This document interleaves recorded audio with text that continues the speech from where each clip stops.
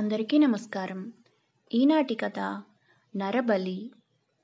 గాంధార దేశంలో ఒక నది ఉండేది. ఏటా అది 40 మందిని బలిపుచ్చుకుంటుందని చెప్పుకునేవాళ్ళు. జనం రకరకాలుగా బలయ్యేవాళ్ళు. నది ఒడ్డున మనుషులు నడుస్తూ ఉండగా అకస్మాత్తుగా నది పొంగి వాళ్లను తన ప్రవాహంలోకి ఈడ్చుకుపోయేది. ఎవరైనా నదిలో స్నానాలు చేస్తుంటే వారున్న చోట ఆకస్మికంగా సుడి ఏర్పడి స్నానాలు చేసేవాళ్ళు అందులో చిక్కుకొని పోయేవాళ్ళు. నదిపైన అక్కడక్కడా వంతెనలు కూడా ఉండేవి. వాటి మీదుగా మనుషులు దాటేటప్పుడు వంతెన విరిగి పడిపోయేది. ఆ నదిని పిశాచీ నది అని పిలిచేవాళ్ళు. ఏటా 40 మందిని పొట్టన పెట్టుకుంటున్నప్పటికీ ఆ నది గాంధార ప్రజలకు జీవనాధారంగా ఉండేది. దాని కింద పుష్కలంగా పంటలు పండేవి.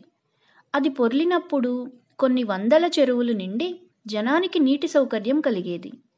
పిశాచీ నదికి అధిష్టాన దేవత ఉన్నదని, ఆమె నరబలి తీసుకొని ప్రజలకు మేలు చేస్తుందని అంతా నమ్మేవారు. గాంధార దేశానికి గిరివర్మ అనేవాడు రాజుగా వచ్చాడు. పిశాచీ నదికి తన ప్రజలు ఏటా బలి కావటం ఆయన ఏమాత్రమూ సహించలేకపోయాడు. అందుచేత ఆయన పిశాచీ నదిలో ఎవరూ స్నానాలు చేయకూడదని, దానిపై గల వంతెనలను ఉపయోగించరాదని, దాని తీరాలకు వెళ్లటం గాని అక్కడ ఇల్లు కట్టుకోవటం గాని చెయ్యరాదని ఉత్తర్విచ్చాడు.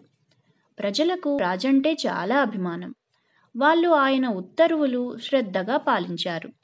దీని ఫలితంగా నదికి మనుషులు బలి కావటం పూర్తిగా నిలిచిపోయింది. వరుసగా 2 ఏళ్ల పాటు పిశాచీ నదిలో ఒక్కడు కూడా పోలేదు. 3వ ఏడు నది ఎండిపోయింది. కొండలపైన వర్షం పడింది కానీ నదిలోకి ఒక్క చుక్క నీరు కూడా రాలేదు. వేసవిలో కొండల మీది మంచు కరిగింది. నదులన్నీ ప్రవహించాయి కానీ పిశాచీ నదిలో నీరు లేదు. 2వ ఏడు ఆరంభమవుతూనే చెరువులన్నీ వట్టిపోయాయి. పొలాలకు నీరు లేదు. తాగటానికి నీరు లేదు. సస్యక్షేత్రాలు బీడుపడిపోయాయి.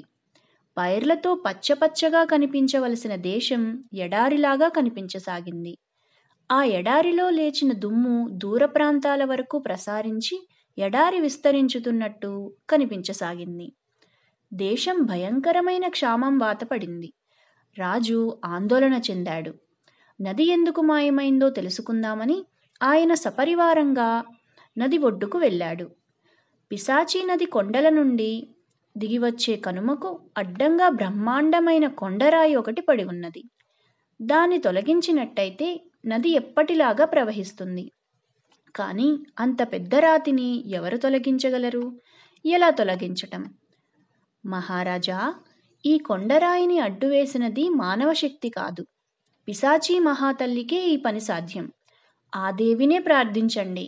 ఆమె దయ ఉంటే ఈ రాయి తొలగిపోతుంది అన్నారు రాజుగారి మంత్రులు. గిరివర్మ ఒంటరిగా కొండలపైకి వెళ్ళి పిశాచీ నది దేవతను ప్రార్థించాడు. తల్లి, నీ బలి నువ్వు పుచ్చుకో. నేను అడ్డుపెట్టను. కానీ నా దేశాన్ని ఎడారి మాత్రం కానివ్వకు.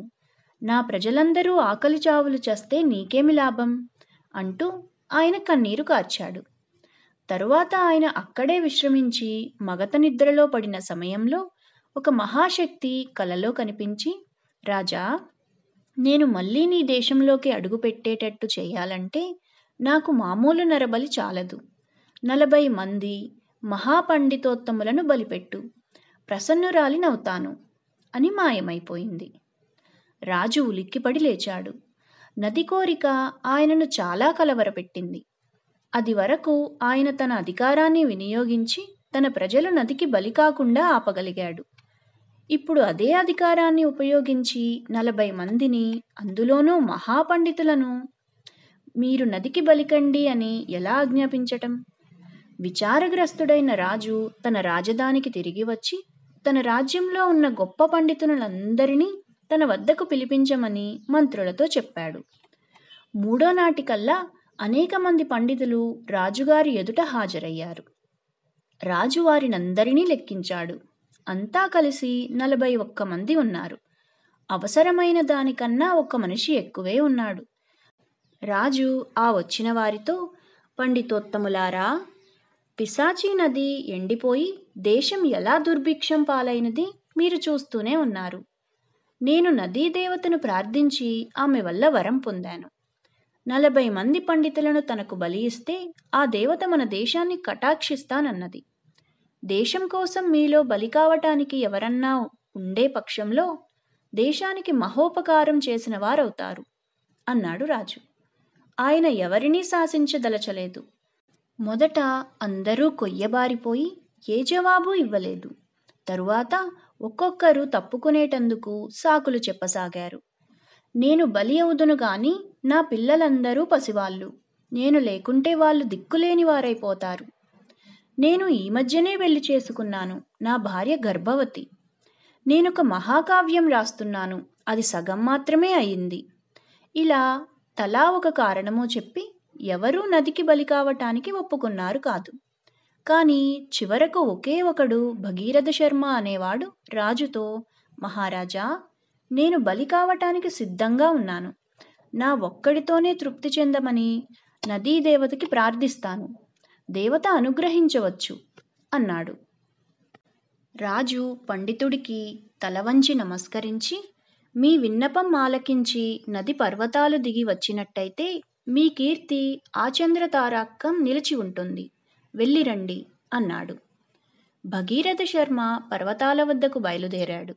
మర్యాద కోసం మిగిలిన 40 మంది పండితోత్తములు ఆయన వెంట పర్వత ప్రాంతానికి వెళ్ళారు. తన వెంట వచ్చిన పండితులు కిందనే నిలిచిపోగా భగీరథ శర్మ పర్వతం ఎక్కి వెళ్ళాడు. దిగువన నిలబడి ఉన్న వారికి తల ఎత్తి చూస్తే బ్రహ్మాండమైన కొండరాయి కనిపిస్తున్నది. దాని వెనుక నదీ జలం దిగ్బంధమై ఉంది. భగీరథ శర్మ ఏం ప్రార్థనలు చేస్తాడు? ఎలా నదికి బలి అవుతాడు? అతగాడి ప్రార్థనలకు అంత లావు కొండరాయి అడ్డం తొలుగుతుందా?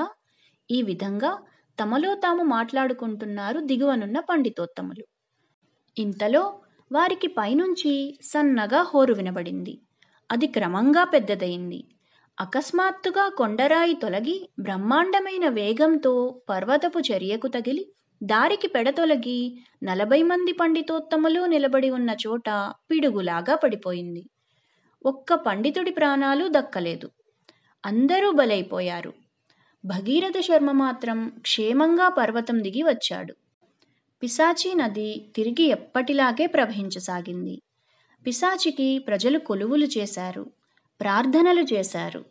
చనిపోయిన పండితుల కుటుంబాలందరికీ రాజు పుష్కలంగా భరణాలిచ్చి ఆదుకున్నాడు. కథ సమాప్తం.